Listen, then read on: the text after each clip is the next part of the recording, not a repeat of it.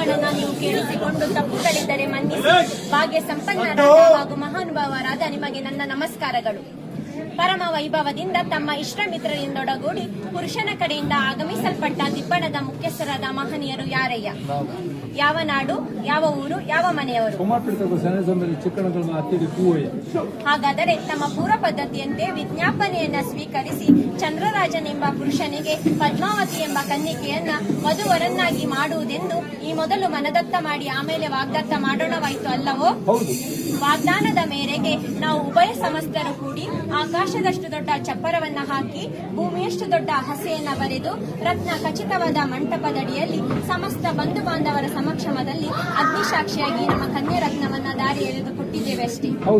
ಹಾಗಾದರೆ ನಿನ್ನೆ ದಿವಸ ಪುರುಷನನ್ನ ಮನ್ಮಥನಂತೆಯೂ ಕನ್ನಿಕೆಯನ್ನ ರತಿದೇವತೆಯಂತೆಯೂ ಶೃಂಗರಿಸಿದಲ್ಲಾಗಲಿ ರೂಪು ಲಾವಣ್ಯದಲ್ಲಾಗಲಿ ಏನೊಂದು ಕುಂದು ಕೊರತೆ ಇಲ್ಲದೆ ಕಾಮ ಚಕ್ರೇಶ್ವರನನ್ನ ಹೋಲುವ ಪುರುಷನ ದ್ವಿಯ ಹಸ್ತಗಳಿಗೆ ಚಾರು ಹಸ್ತಗಳನ್ನಾಗಿ ಮಾಡಿದಲ್ಲಾಗಲಿ ಯಾವ ಲೋಪದೋಷಗಳು ಕಂಡಿಲ್ಲವಷ್ಟೇ.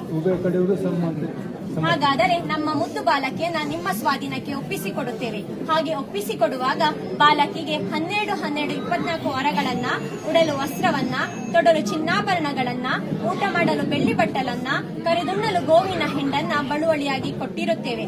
ಹೀಗೆ ನಾವು ಕೊಟ್ಟ ಅಲ್ಪ ಐಶ್ವರ್ಯವನ್ನ 1ಕ್ಕೆ 10, 10ಕ್ಕೆ 100, 100ಕ್ಕೆ 1000 ಗಟ್ಟಲೆ ಅಭಿವೃದ್ಧಿ ಮಾಡಿ ಕೀರ್ತಿ ಗಳಿಸುವಂತೆ ಮಾಡುವವರು ಯಾರಯ್ಯ?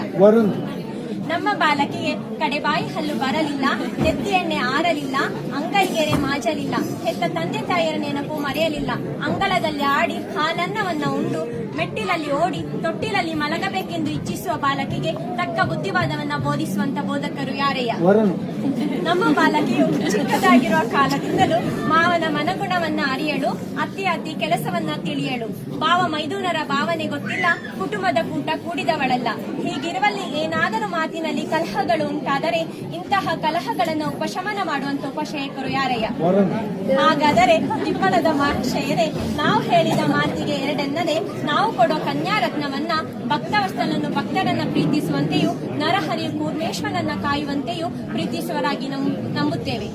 ಇನ್ನು ಮುಂದೆ ಈ ನವದಂಪತಿಗಳನ್ನ ಭಕ್ತವಸ್ತಲನು ನಾಭಿ ಕಮಲದಲ್ಲಿ ಬ್ರಹ್ಮನಿಗೆ ಸ್ಥಾನವಿತ್ತವನಾದ ಅಕ್ಷರ ಶಯನ ಶ್ರೀಮನ್ನಾರಾಯಣನೇ ಕಾಪಾಡಲೆಂದು ನಾವೆಲ್ಲರೂ ವಂದಿಸೋಣ.